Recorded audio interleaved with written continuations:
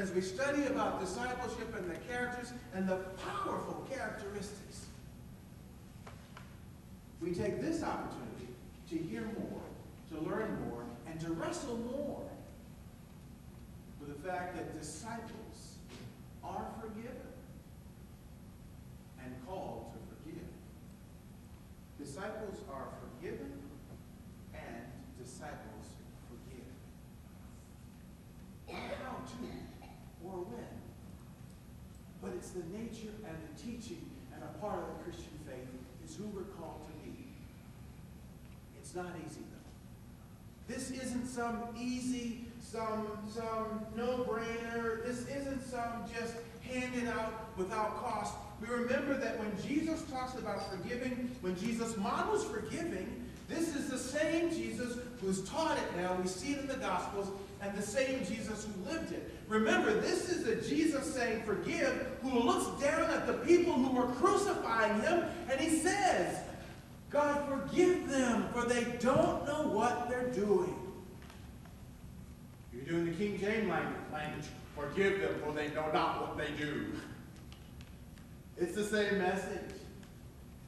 This is a Jesus who's being attacked, who's being persecuted, who actually manages to model it and to teach it for us, and to say it when he's being crucified. So we know that this is not some cheap, easy forgiveness that's handed out as if it's just simple. It's a forgiveness that has the power to help and to heal. It's a forgiveness that has the power to make us understand that we are set free. It's a forgiveness, I think, that at many occasions, on many times, it is for us as much or more than it is for those that we might forgive. The forgiveness benefits us, sets us free, heals us, maybe even more than someone else that we might extend it to. I can tell you that one of the occasions when I felt challenged and understood not just the need to seek out forgiveness, but the guilt that led to it. I've told some of you about how the fellow, his name is Lambeth Clark, who was then the president of Virginia Wesleyan College. He came and saw me in the choir, and he declared that I would be a student at Virginia Wesleyan College, and how Lambeth made sure that the financial aid was there, and how Lambeth made sure that I got campus housing, how Lambeth made sure that as one of the religious studies students, I could have a place at the college and have the learning that I needed for preparing for ordained ministry. Now, the part of the story that you may not know or you may not remember, one part of the story, is the part that relates to my first year at Virginia Wesleyan. The short version, folks, on the first year at Virginia Wesleyan is I had an incredible social life. I had an abysmal academic life. I learned that simple thing. Oh yes, the college can let you in, but that's no guarantee that you'll stay. I learned that it's something not to be trifled away, but taken seriously. And so because of the abysmal academic record I had in my first year, I was deeply ashamed of myself when I got the letter that said, we're deciding whether you will get to stay and remain a student here. I thought of three people when I got that letter. I thought about my mother, who was at that time supporting 4 out of the 6 of us to be in college, and the consequences of my actions on her and my family.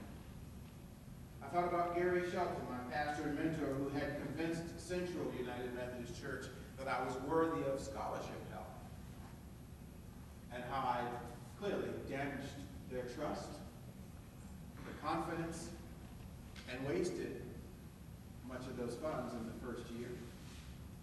And I thought about Lambeth Clark, the president of the institution, who'd gone back to get me into that school.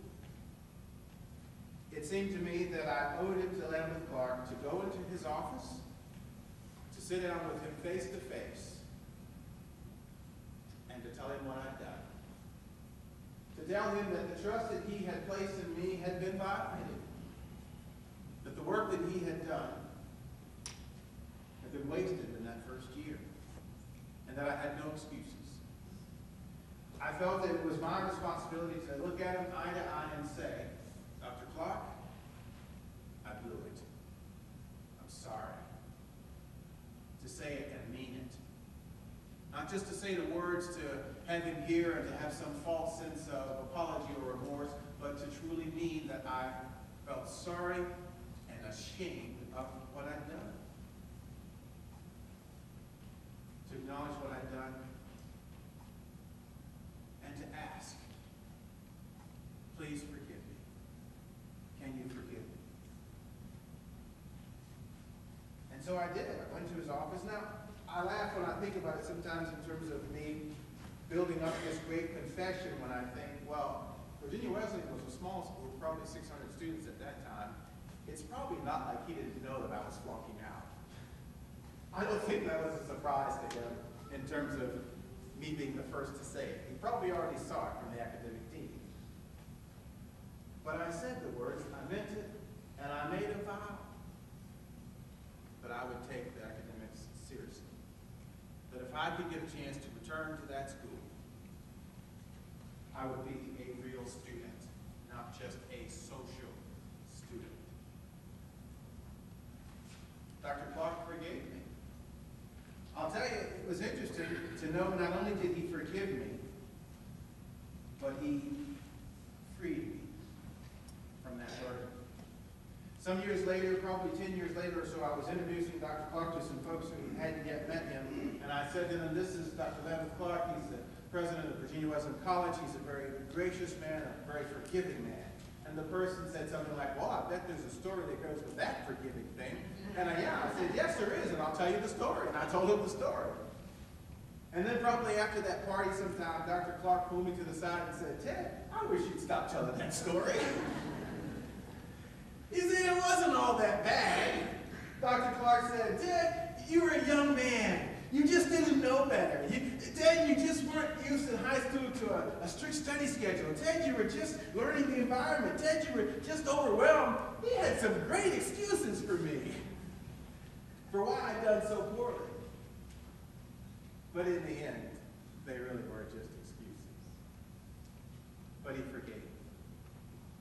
He forgave me before I forgave myself.